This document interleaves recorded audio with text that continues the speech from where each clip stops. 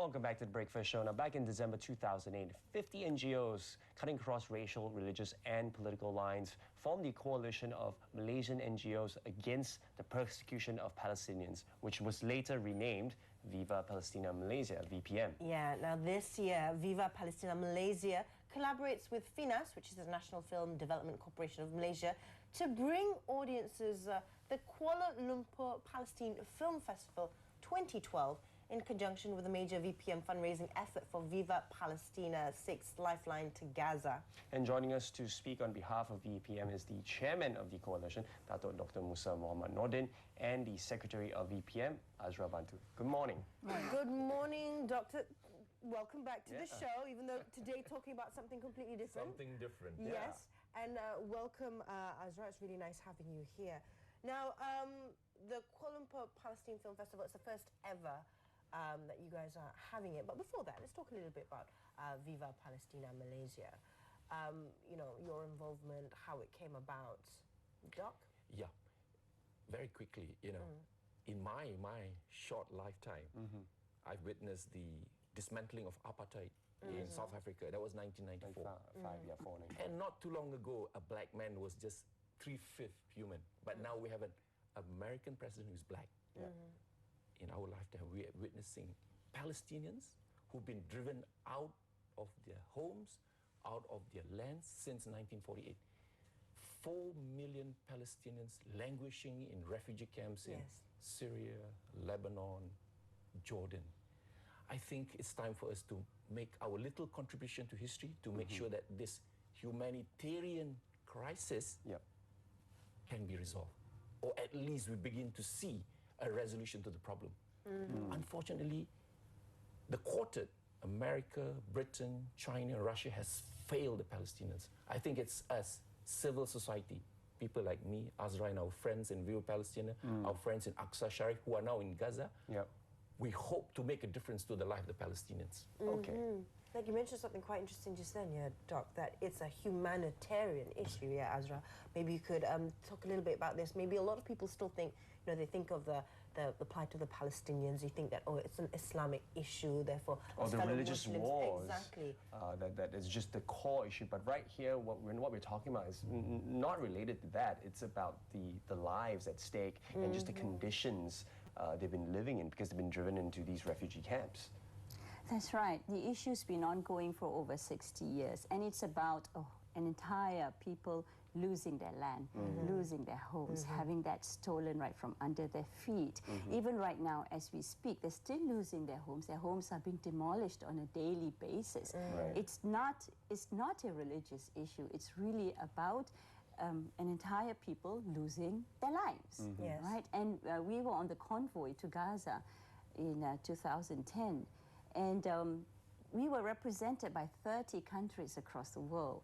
And there were people from all walks of life, of all nationalities, very clearly demonstrating that this is an international issue that we're dealing with here, not just a Muslim versus Jew issue that we're talking about. And it's fascinating how many countries and people from different cultures and backgrounds share similar sentiments with regards to this issue. Hence, you mentioned during the convoy, you meet people from, you know, all around the world heading into, you know, wanting to go to Gaza to help the efforts, the humanitarian efforts. That's right. When we formed Viva Palestina in January of 2009, that's a few days after the bombing of Gaza on 27 December 2008, we had 50 organizations, 50 NGOs, which cut across racial, religious and political lines. So I think that augurs well for Malaysians. I think, but we need to take this to another level, invite more Malaysians, all right, to be part of this bandwagon of Viva Palestina Malaysia, and hopefully we can make a difference to the lives of Palestinians. Okay. Right. And one of the ways, of course, doing that in terms of, you know, sharing this message is by, you know, organizing the Kuala Lumpur-Palestine Film Festival. Now, tell us what led you to, you know, make your inaugural festival here in KL. The idea was mooted sometime last year, first quarter of the year, and it quickly gained momentum. And FINAS, with FINAS on board, you know, we felt we had a really good, strong partner. That's right. It was the current DG of FINAS himself who, you know, approached us and, you know, mooted this idea.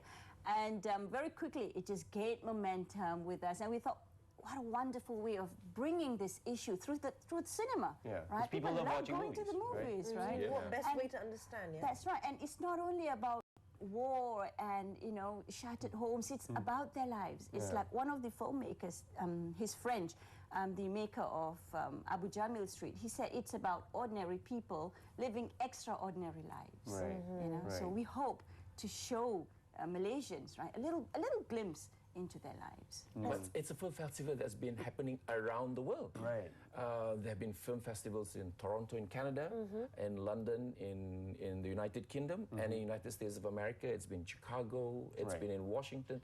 So it's just part of this continuum of effort, you know, to try and celebrate Palestine, all right?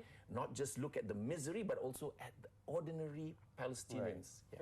Because through every tragedy, there's triumph of life as well. And how they persevere, you know, their spirit, it's just amazing. It's legendary now, the unbroken spirit of the Palestinians. But Martin Luther King said this, it's, in his long march, he said, how long?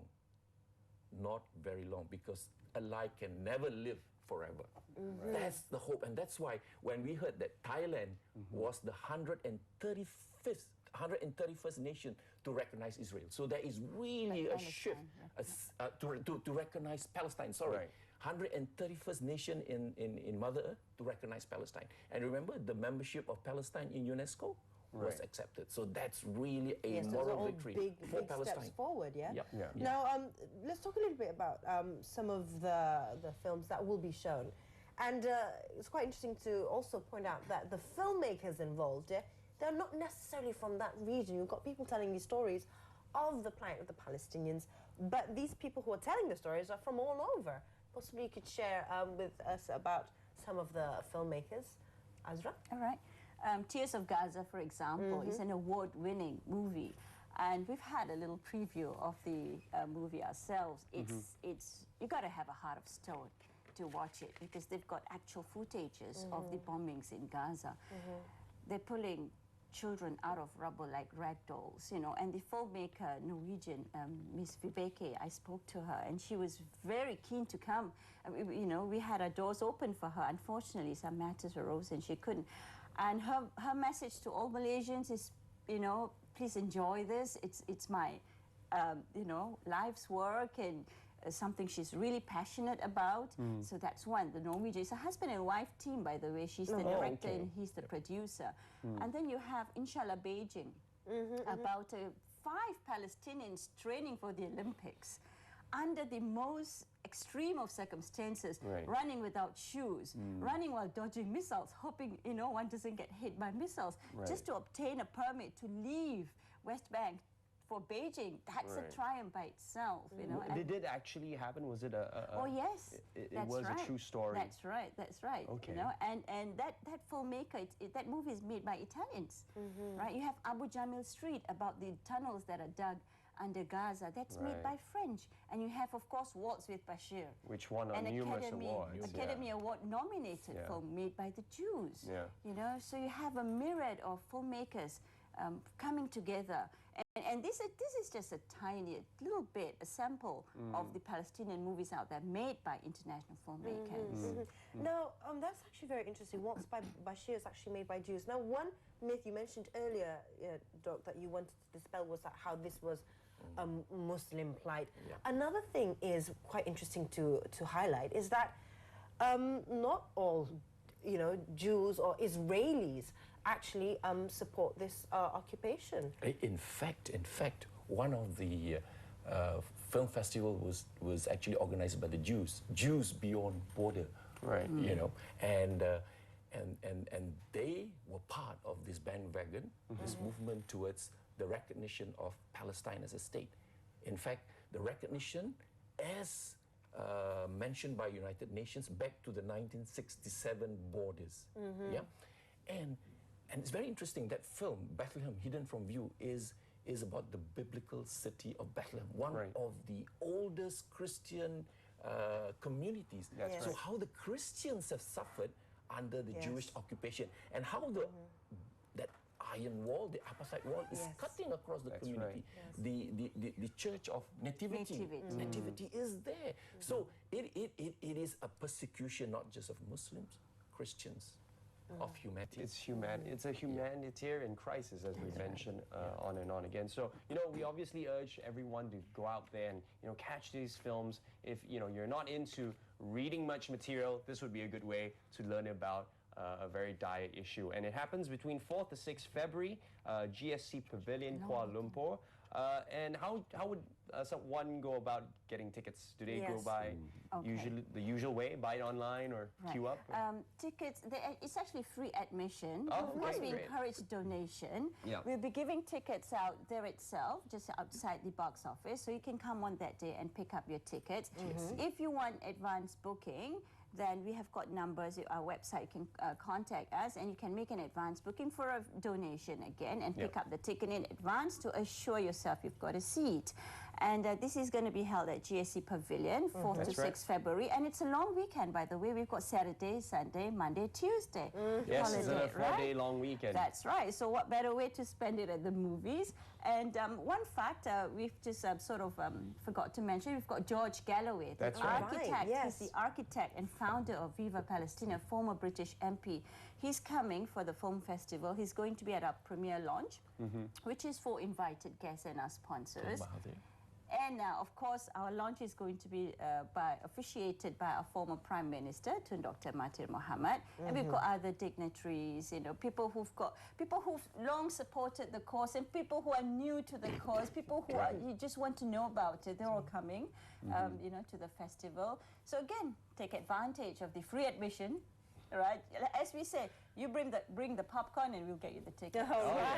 So once you say free, a lot of people's eyes just go bing. That's right. Like, hey, free movie. And you know what? All the movies are screened in a way that you can actually come in the morning and stay the whole day and watch all of it. It's really fantastic. I think one thing great about these movies is that it's not just the social message, because they are filmmakers at the end of the day, so they still want to tell an interesting story, an engaging story. So if anything else, you know, you can take away from it, besides the issue, you also get entertainment value and just, you know, being told a great story on a big screen. With a very powerful message to end the occupation. Free Palestine.